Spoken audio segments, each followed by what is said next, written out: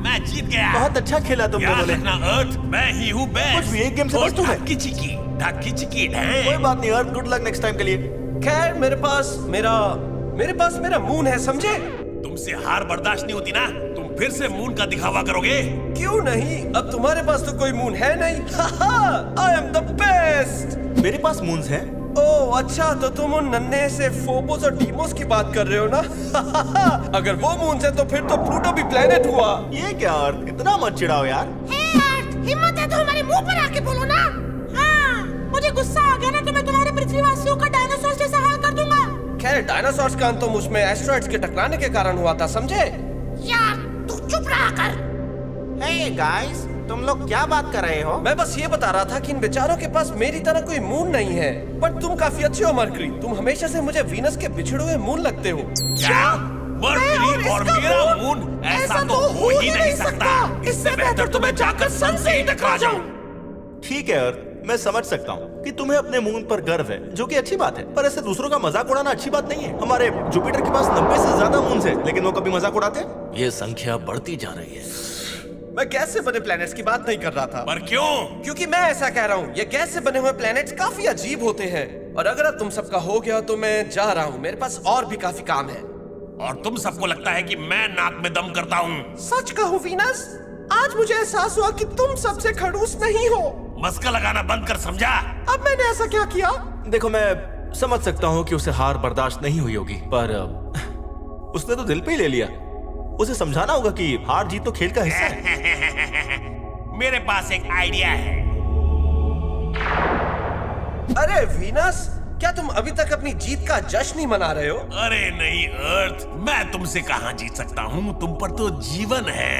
भाड़ में जाओ। हाँ, तो तुम मान गए कि हमारा कोई मुकाबला नहीं। हाँ। खैर तुम एस्ट्रोडूड से उन मिरर्स के बारे में क्यों नहीं पूछते, जिन्हें पॉल आर्मस्ट्रांग मून पर छोड़ आया था? मिरर्स? ये तो काफी दिलचस्प लग रहा है। मिरर्स? अब आएगा मजा। ओके, तो डॉक्टर ने कहा था कि ये दवाई खाने से मेरे मसल्स कम नहीं होंगे। जॉन सीना वाला टॉन्ट अच्छे से याद है मुझे। हेलो एस्ट्रोडूड, क्या हम 2 मिनट बात कर सकते हैं? हाँ, मैं अभी आया मेरे प्यारे प्लैनेट अर्थ। अब ये कोई नया मिशन तो नहीं ले आया? हाय। वीनस कुछ मिरर्स के बारे में बात कर रहा था। मिरर्स? हाँ, वो मिरर्स जो मून की सतह पर हैं। ओह हाँ, हम उनका उपयोग अर्थ से मून की दूरी मापने के लिए करते हैं। हम अर्थ से एक लेजर मारते हैं और उस लेजर के वापस आने के समय को कैलकुलेट करते हैं।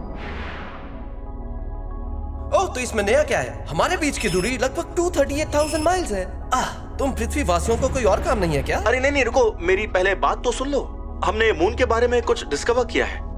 वो अर्थ यानी कि तुमसे दूर जा रहा है। क्या? मून मुझसे दूर जा रहा है? क्या? पर क्यों? नहीं, ये नहीं हो सकता। एस्ट्रोडूड झूठ बोल रहा है। वीनस, तुमने तो कमाल कर दिया। Thanks Mars. हाँ, अब मजा आएगा। वो अपने काम से काम रखना। तो तुम इस बारे में बात करना चाहते हो? लेकिन किस बारे में? तुम्हारे मुझसे दूर जाने के बारे में। मून, मुझे ना तुम पर गर्व था, लेकिन आज तो एस्ट्रोडूड ने मेरी आंखें ही खोल दी। हे, मुझे भी इस बारे में नहीं पता, समझे? अब इसमें मेरी क्या गलती है? रहने दो, मेरी ग्रेविटी तुम्हें मेरी तरफ खींच रही है, ना कि तुम्हें मुझसे दूर भेज रही है। पक्का ये तुम्हारा ही कोई प्लान होगा मुझसे दूर चले जाने का। सुनो, अगर मुझे तुमसे दूर जाना होता ना तो मैं कब का ऐसा कर देता। वैसे मैं कितनी तेजी से दूर जा रहा हूँ? 1 साल में 1 सेंटीमीटर। 1 साल में 1 सेंटीमीटर, समझे? देखा जाए तो ये काफी तेज ही तो है। अगर तुम मुझसे दूर चले गए तो मेरे पृथ्वीवासी टाइप 3 सिविलाइजेशन कैसे बन पाएंगे, बताओ? अब इसमें मेरी क्या गलती है? शांत हो जाओ। तुम सच जानना चाहते हो कि मून आखिर दूर क्यों जा रहा है? आज मुझे आपके ज्ञान की जरूरत नहीं है। मुझे पता है कि मून मुझे पसंद नहीं करता और वो मुझसे दूर जा रहा है। अर्थ, प्लीज शांत हो जाओ और मेरी बात सुनो। अब ध्यान दो, ठीक है? मून को तुम्हारी ग्रेविटी अपनी ओर खींचती है ना? सही बात है। और मून की ग्रेविटी भी अर्थ को अपनी ओर खींचती है। क्या है? देखो, मून चाहे छोटा हो लेकिन उसकी भी ग्रेविटेशनल फोर्स है जो अर्थ पर असर डालती है। लेकिन मैं काफी बड़ा हूँ। हर चीज दूसरी चीज को खींचती है। मैं तुम्हें खींचता हूँ, तुम मुझे खींचते हो, यहाँ तक कि एस्ट्रोडूड भी हमें अपनी ओर खींचता है। लेकिन बड़ी चीजें ये दूसरों के मुकाबले बेहतर कर पाती है। अच्छा, ओके। तो मून तुम्हें अपनी तरफ खींचता है, लेकिन अर्थ की एक साइड हमेशा मून के पास होती है ना? बिल्कुल। अरे जुपिटर जी, तो इसमें समस्या क्या है? समस्या यह है बरखुरदार कि ये साइड हमेशा बदलती रहती है। ओह, क्या ये इसलिए कि मैं घूमता रहता हूँ? हाँ, और सच कहूँ तो काफी तेज घूमते हो, और इस वजह से मून तुम्हारी जिस साइड को अपनी तरफ खींच रहा होता है वो साइड हमेशा बदलती है। तो इससे क्या फर्क पड़ता है? हम सब गोल ही तो है ना। और ऐसा नहीं है, हम सब गोलाकार नहीं है, बल्कि हम सब हमें खींचने वाली ग्रेविटेशनल फोर्स के अकॉर्डिंग ही स्ट्रेच होते रहते हैं। और तुम तो रोटेट भी करते रहते हो, इसलिए तुम ऐसे दिखने की बजाय ऐसे दिखते हो।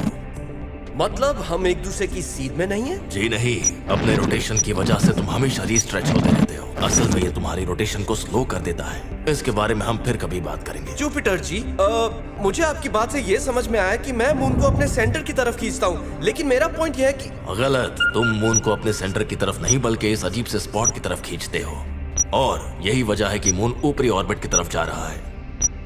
ओह, तो मतलब ये सब मेरे कारण ही हो रहा है? नहीं, मुझे लगता है कि ये प्रकृति की देन है, पर मुझे लगता है कि हमें इस बात पर कम ध्यान देना चाहिए कि मैं धीरे धीरे तुमसे दूर जा रहा हूँ, बल्कि हमें आज में जीना चाहिए, है ना? जुपिटर जी, क्या मेरे मून के चले जाने के बाद आप मुझे अपना एक मून दे देंगे? क्या? लालच बुरी बला है।